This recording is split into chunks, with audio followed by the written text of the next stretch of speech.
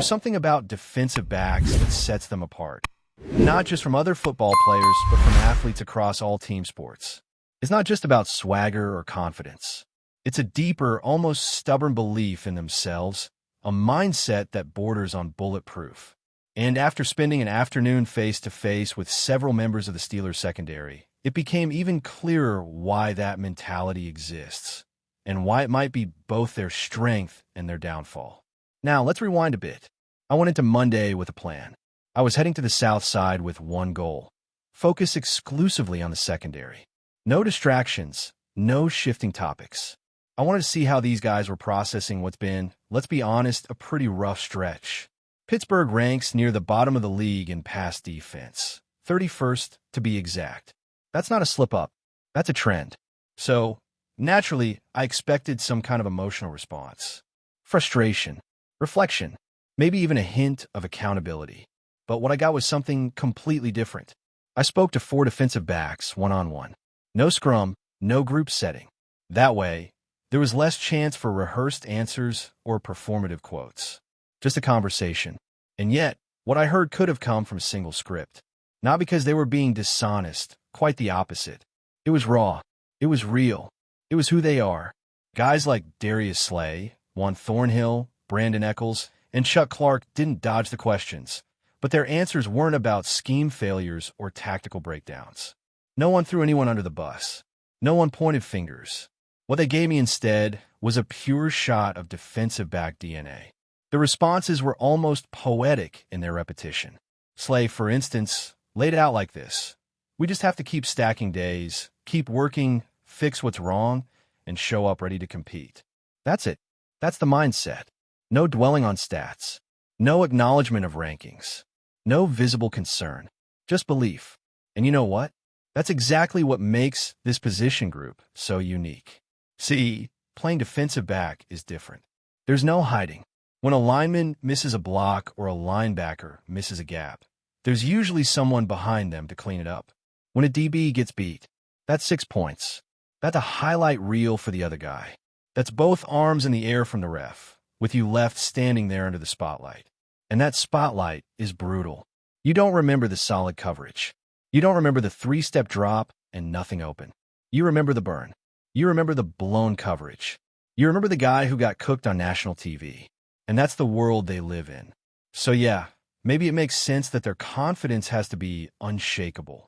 Maybe it's not arrogance. Maybe it's survival. That's not to say this defense hasn't been bad. It absolutely has. Again, we're talking about a unit giving up massive chunks of yardage week after week. This isn't a one-off in Cincinnati. It's been brewing for a while. And yet, you talk to these guys, and there's no panic. No sense of crisis. No internal blame game.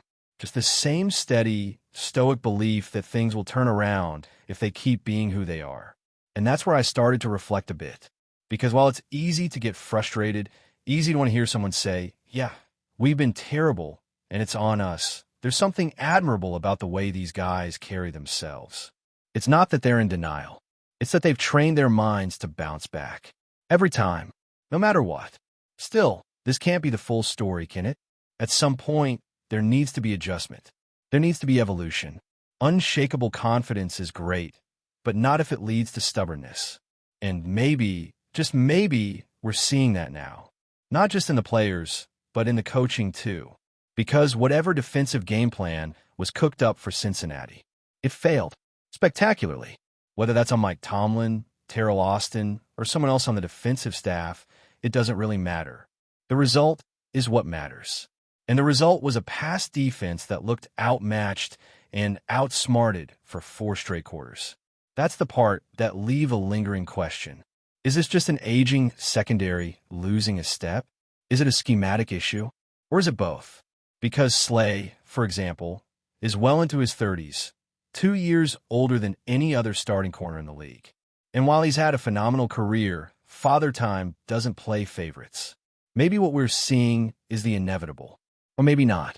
Maybe this is a case of facing elite wide receiver duos in back-to-back weeks and getting exposed in the worst possible situations. Jamar Chase and T. Higgins will make a lot of defensive backs look bad. They've done it before. And they'll do it again. But that doesn't mean the Steelers get a free pass. What it does mean is that the coaching staff can't just roll the same group out there with the same assignments and expect different results. If the defense is going to survive what's ahead, quarterbacks like Jordan Love, Justin Herbert, Josh Allen, and Lamar Jackson, then something's got to give. And it's not going to be those guys on the other side of the ball. They're coming with firepower. So again, I come back to the mindset of the defensive backs. They believe they just need to be their best selves. They believe the answers are internal, not external. That's fine. That's even admirable. But it can't be the whole plan. There has to be a response at the coaching level, some kind of wrinkle, some kind of shift. Maybe it's rotation changes. Maybe it's more safety help. Maybe it's just dialing up pressure so the quarterback doesn't have time to expose the corners. Whatever it is, it has to happen now. Because the truth is, Pittsburgh can't survive a full season giving up passing yards at this rate. This team still has playoff ambitions. This team still wants to believe it can make a run. But with this secondary and this version of the defense, that belief starts to feel more like wishful thinking. And yet, here's the twist. Maybe this isn't as black and white as it seems. Because football's not that simple. A secondary that looks terrible on Thursday night might look elite the following Sunday. The margins are razor thin. A slightly better pass rush. A better game plan. A different matchup. Suddenly everything changes. But none of that happens unless someone up top acknowledges the issue. Not just the players saying we've got to be better, but someone on the coaching staff stepping up and saying, we screwed this up, and here's what we're doing about it.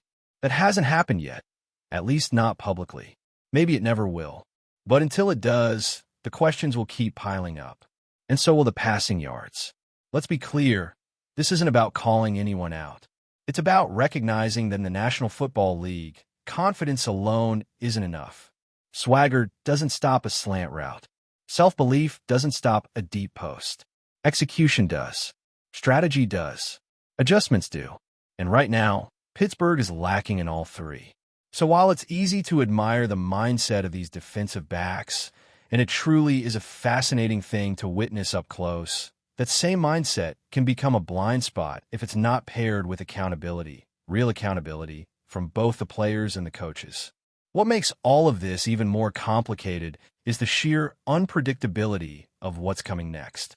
When you look at the quarterbacks left on the schedule, Jordan Love, Justin Herbert, Josh Allen, Lamar Jackson twice, and Jared Goff, you're not talking about average passers. You're talking about guys who can tear apart defenses, especially ones that are struggling with communication, execution, or even just simple alignment. And if the Steelers don't tighten up now, the damage could get worse, much worse. It's easy to look back at the Cincinnati game and treat it like an outlier. Short week, on the road, against a dangerous set of receivers. But it wasn't just one game. This is a trend now. The secondary hasn't looked in sync all year, and quarterbacks have been quick to figure that out. Over and over again, they've attacked the same spots, especially the middle of the field, that soft zone between the safeties and linebackers where teams just keep feasting. It's not a coincidence. It's a weakness, and teams are going after it until the Steelers give them a reason to stop. That's why it's not just on the defensive backs. The coverage breakdowns, the missed tackles, the wide-open crossing routes, those are all team issues. It's the scheme. It's the preparation. It's how the front seven connects with the secondary. And when that's off, it doesn't matter who you have playing corner. You could bring back Mel Blount in his prime, and he'd still be out of place in this setup if the pieces around him aren't working together.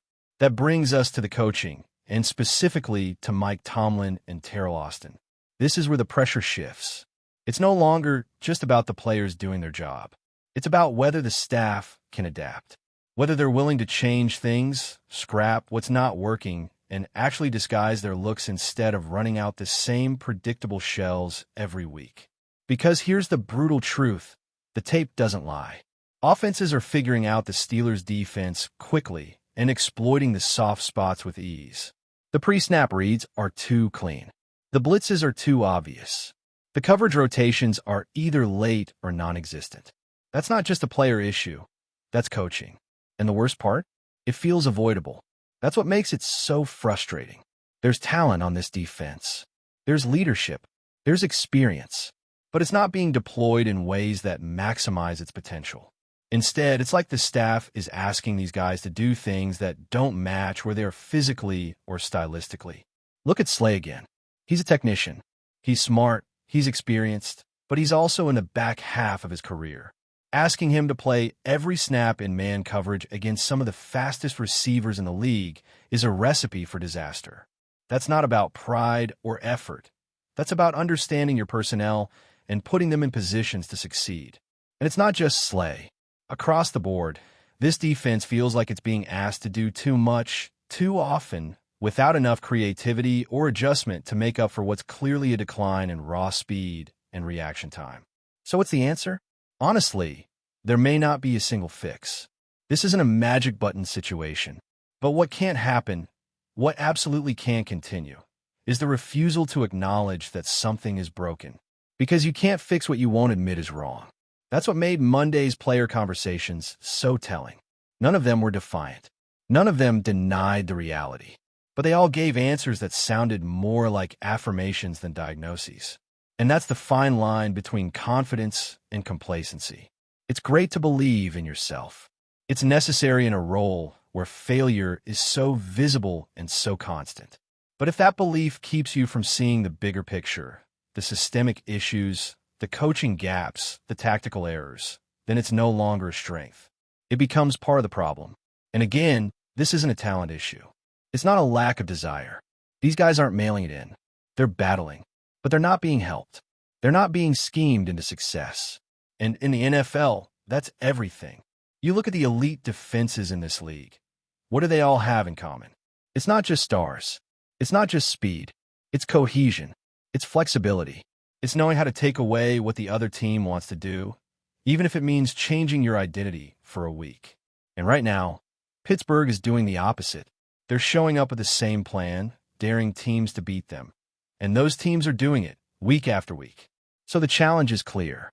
If Tomlin and Austin want to avoid more disasters, they need to be brutally honest with themselves about what's working and what's not. That starts with self-scouting. That starts with pulling up the film from Cincinnati and not just shaking their heads at missed tackles, but asking why the players were in those positions to begin with. Why was the middle of the field open again? Why was there no adjustment at halftime? Why didn't the pressure packages hit home? And why did it all feel so predictable? But before we dive in, don't forget to subscribe to Steelers Nation Central and hit the like button on this video. Your support helps us keep bringing you the latest updates on the Pittsburgh Steelers. And don't forget to share your thoughts on the news in the comments below. In what could be one of the most intriguing off-season moves in recent Pittsburgh Steelers history, whispers around Heinz Field suggest that wide receiver Allen Lazard has made his way to the team's headquarters under a reported 4-year deal. While nothing has been officially confirmed by the franchise, sources close to the situation hint that the Steelers are quietly positioning themselves to shake up their receiving core in a way that could have ripple effects throughout the AFC. Lazard, known for his reliable hands and versatility, has spent the past few seasons building a reputation as a clutch target in critical moments. His arrival in Pittsburgh, even if still under wraps, immediately sparked speculation about how head coach Mike Tomlin and offensive coordinator could integrate him into a unit that has long sought consistency beyond its primary pass catchers.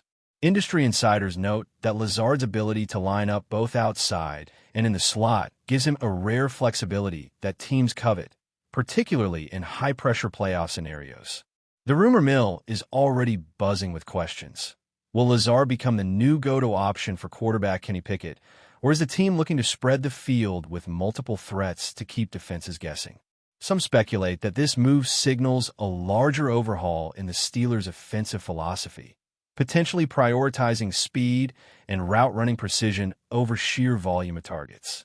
Others caution that a reported 4-year commitment could put added pressure on both player and organization, especially in a division where the Bengals and Ravens continue to dominate headlines. Fans are naturally divided. Social media channels are lighting up with speculation, mock drafts are being recalculated, and podcasts are dissecting every possible formation in which Lazard could be deployed. One thing is clear. Even if this deal is still in its early stages, the mere prospect of Allen Lazard in black and gold has generated a tangible buzz that few off-season moves achieve. As the Steelers navigate the delicate balance between rumor and reality, Insiders suggest keeping a close eye on team press releases and locker room chatter in the coming weeks. Whether this four-year whisper turns into an official headline or remains just that, a tantalizing possibility, the Pittsburgh faithful can't help but dream of what LAZARD's hands might do under the bright lights of Heinz Field. That's it for this update. If you enjoyed the video and want to keep receiving exclusive news about the Pittsburgh Steelers, make sure to subscribe to Steelers Nation Central and give this video a like. We always look forward to hearing your comments and opinions. See you in the next video.